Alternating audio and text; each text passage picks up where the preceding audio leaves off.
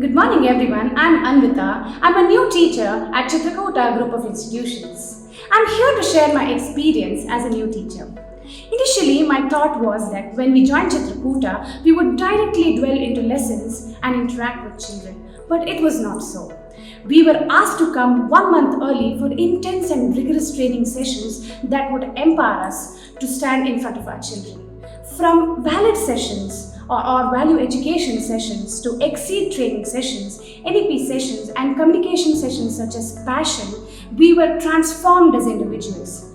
Passion was the highlight for my training period. It boosted me to increase my confidence and made me a grounded individual.